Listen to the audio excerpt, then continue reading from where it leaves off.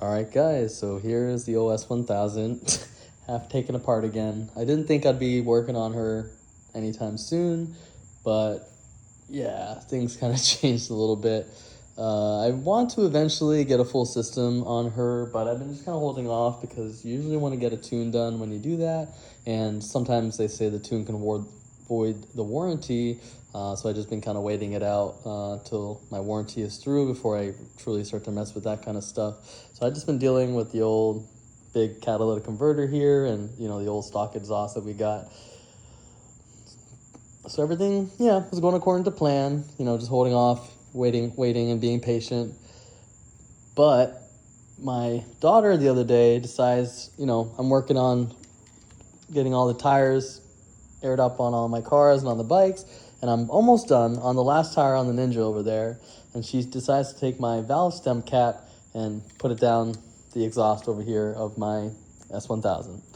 So on the Ninja, no problem, I already got a full system over there, but on the S1000, I still got this big old catalytic converter, and of course when you look in there, it's got all these bends and curves in there. So I did try to take this magnet tool that I have to try to get in there, but unfortunately it didn't work out so easily. So now here I am taking the whole bike apart, and so yeah, here you guys are now getting to hear about this and maybe learning a little bit about how we're gonna do this.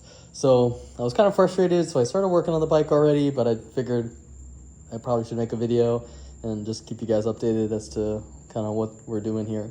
So pretty easy to take off the slip-on. I have the Akrapovich one, like the premium package, I think comes with that. Pretty nice slip-on, so I think I'm gonna probably keep that in the long run and just change this out to a titanium Akrapovich header in the front. But in either case, the first thing you want to do is you're going to loosen this bolt here for the hanger of the exhaust slip-on, and that's going to be number 40 there. And then on the clamp here is going to be a number 45. That's going to easily take off the slip-on, so that's pretty quick to do. And after that, you're going to want to loosen up all these O2 sensors. We got one on this side, one on the other. They're pretty easy to access. The other ones you can take off from in the side there as you're, you know, dropping down the headers. It'll be a lot easier to get to. And those two right there on this back end are going to be number 17. So yeah, that's another thing that's not too difficult.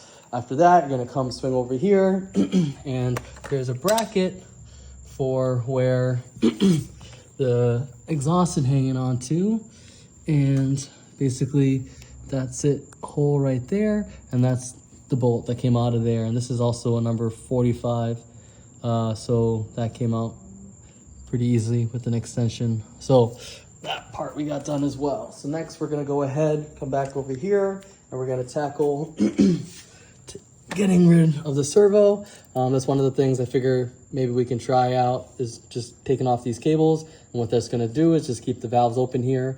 And there is, you know, they say a little bit of loss in horsepower, or maybe not horsepower, but just in power at lower speeds.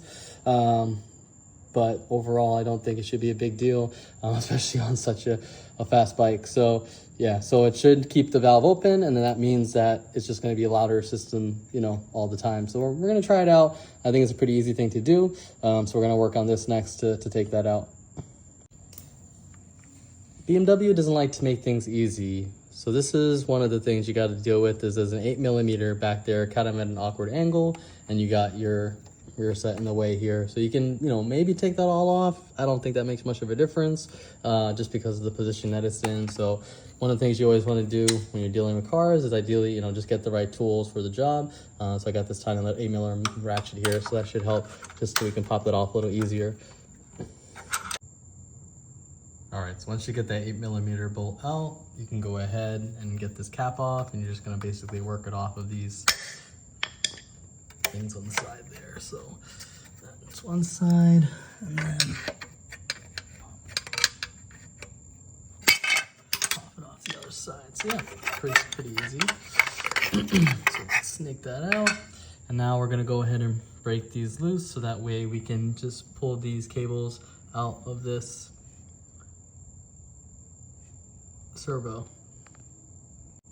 So this was the number 10 that we used. And once you loosen that up, you're able to slip this off. And then it just goes right through the top here.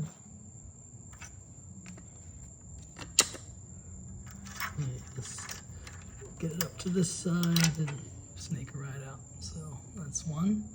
And now we'll do the second one. So once you get those two cables loosened up, you can just unhook them from the wiring in here. And now we got them loose right here. There's gonna be one clip attached to the O2 sensor right over here. So you just wanna loosen that. And next we can work on removing the actual servo from in here. So that's the T25 bolt that we're gonna remove first. So we're gonna start working on that next. So now that we got the T25 taken out, we got this broken loose, and you can see that there's a plug under there that we're gonna have to remove. And once we do that, we'll be able to basically slowly push these cables upward. And then as we do that, we're gonna slide this straight out through the back of the bike from this angle.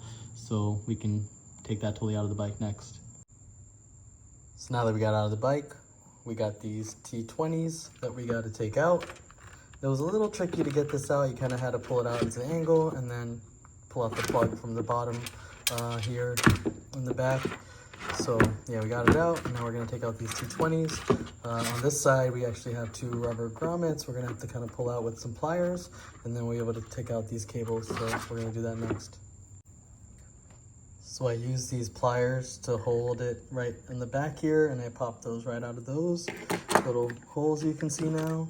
And then now I took the T20s out, and you can see kind of the same as the other side. We're just gonna snake these wires right out of these holes, and then we can just take these right out. After that, we're gonna just put some tape on here just so it's covered up and no water can get inside, and we're gonna put this back in the bike.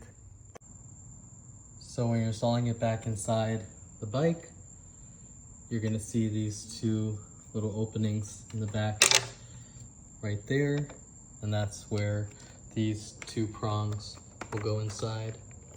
And we're just gonna put the 25 back in here as well, and this time it's without the cables that we have separated.